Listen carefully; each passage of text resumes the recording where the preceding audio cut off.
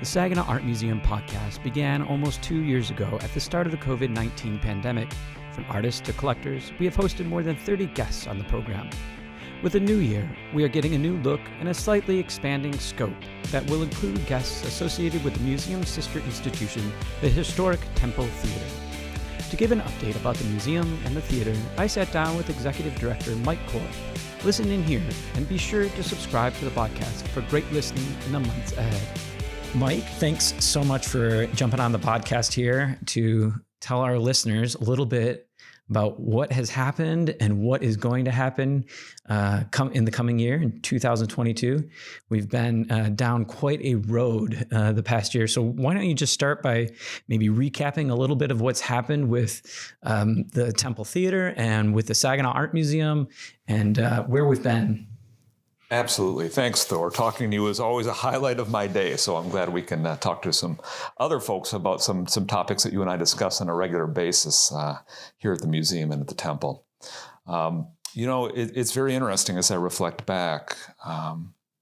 It has been 21 months since we had to cancel our first show at the Temple Theater. I remember that day like it was yesterday. It was Dogman. We had Dogman, and we had a sellout crowd for Dogman. And we had to make the decision in the afternoon whether or not to cancel the show. And we decided to cancel it largely on the basis of the fact that the schools made the decision to close that day. So it wouldn't make sense to have a children's show when people weren't in school. So we closed the doors to the temple on that day. And like so many, we believed that we would be closed for several weeks. Because if you remember, and it's hard to at this point, it was supposed to be a 3-week shutdown, and then we would get back to normal. Well, here we are 21 months later, and we're still dealing with uncertainty.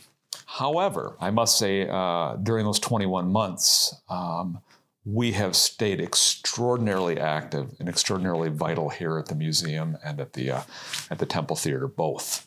So very proud of how we've made our way through the pandemic. Extraordinarily proud of the programming we've continued to have and the path we have ahead for us.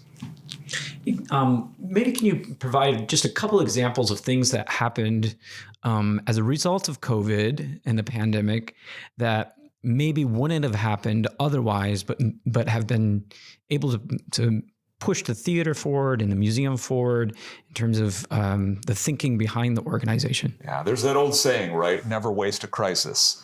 And I think we were forced to become very innovative in the type of programming that we did. It forced us in some areas that were uncomfortable at the time, but now are what we do on a regular basis. I'll give you a really good example of this. It's something that was spearheaded by some wonderful people on our team here. Under the golden ceiling at the Temple Theater, we couldn't have a crowd, so we did digital performances, and we delivered those digitally.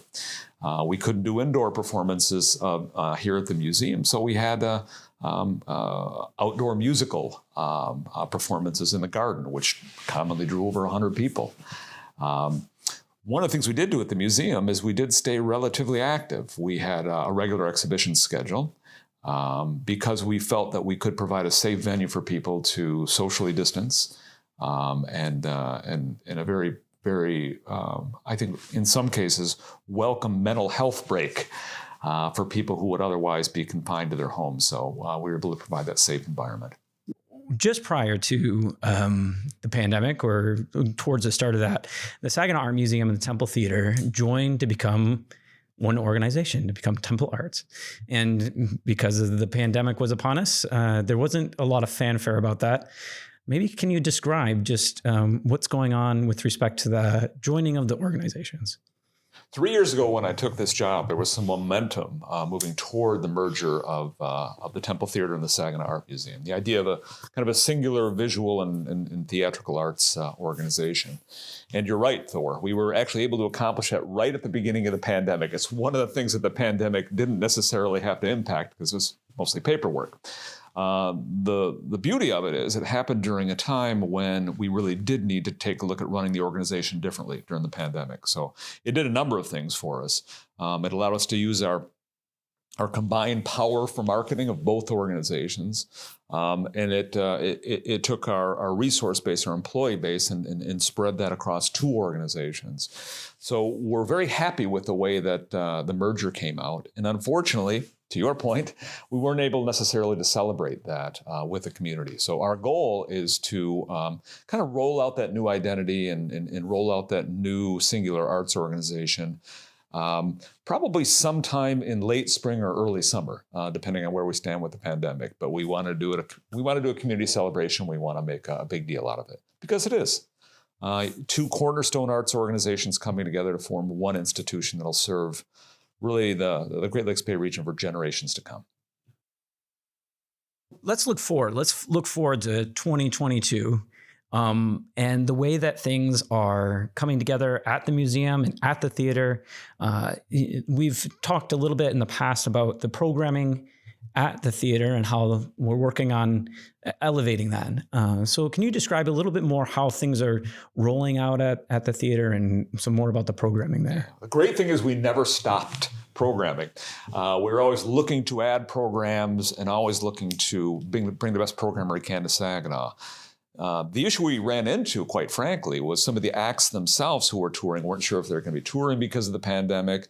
And some have been kind of late to commit to doing shows, but we are off and running with the shows that we do have. We have Dogman, which I mentioned earlier, is something we had sold out before the pandemic. That's great children's program, and we hope again that that's a sellout.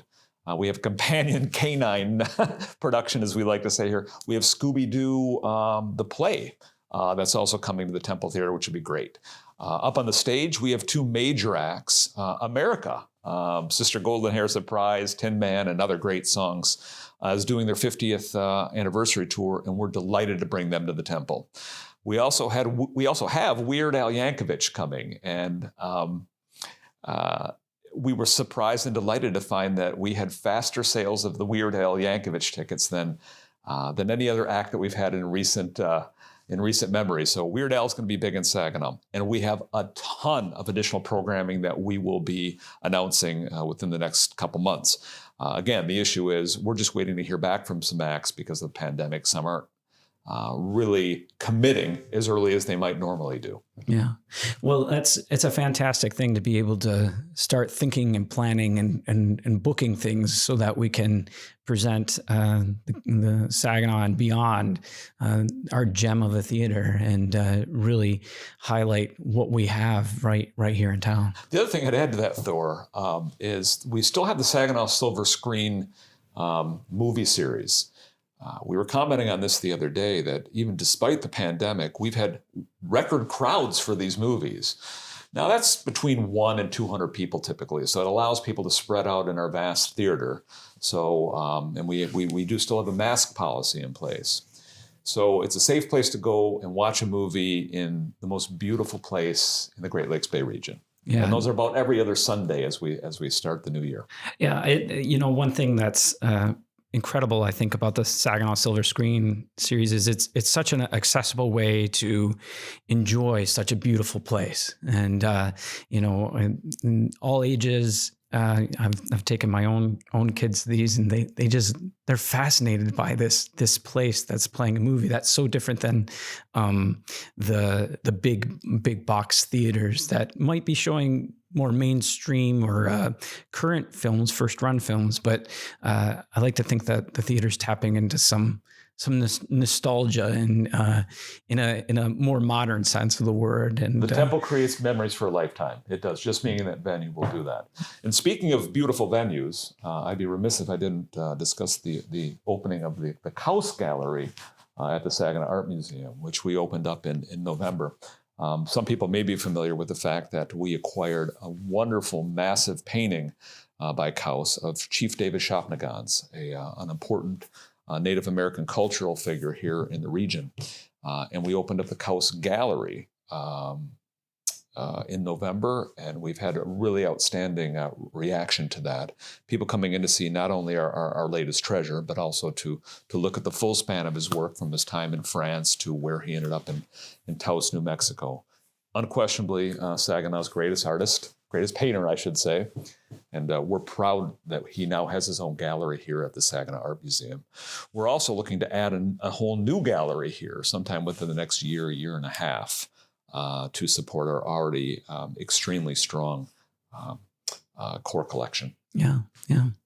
Well, thank you, Mike, for the update. And is there anything else that you want to communicate with listeners about what's gone on in our recent past here, or what you're looking forward to in 2022? There is one thing, Thor, I would add. So next week, there's one other thing, Thor, and I wanted to touch on this. And this is one of the highlights of the year for us here at the museum, and that is Volunteer Celebration Day. So we have over 50 people who are going to be coming here to the museum. And we, as an organization, get to celebrate all of their contributions to the Temple Theater and to the Saginaw Art Museum, and by extension, the community. Volunteers make nonprofits go. We couldn't do it without them, literally. So while we're celebrating them next week, we would invite anybody who has an interest in the arts, the visual arts or the performing arts, who wants to get involved to contact us if they're interested in volunteering. We love our volunteers. Yeah, absolutely. Absolutely. And it's a great way to get engaged with what's going on and see sort of insider's perspective on what it takes for a place to keep going. The other thing that we're finding is I've had some people reach out to me recently, volunteers and people who are considering volunteering, saying, after this pandemic, I just want to get back into the flow of life. I want to be safely, that's key. I want to safely be around people. I want to be part of this community again. I want to re-engage, and I want to do so in a safe and thoughtful way. And I think if you volunteer for Temple Arts, being a museum or the theater, we can certainly make that happen. And we love our volunteers. Absolutely. Well, again, thank you for taking some time here to update our listeners with what's going on at the Temple Theater and the Saginaw Art Museum. And we're looking forward to a good year ahead. Always a pleasure. Thank you, Thor. Thank you for listening to the Temple Arts Podcast. Please consider subscribing to the podcast and making a donation to the arts through SaginawArtMuseum.org or TempleTheater.com. This will allow us to continue to bring enriching program to Saginaw and beyond.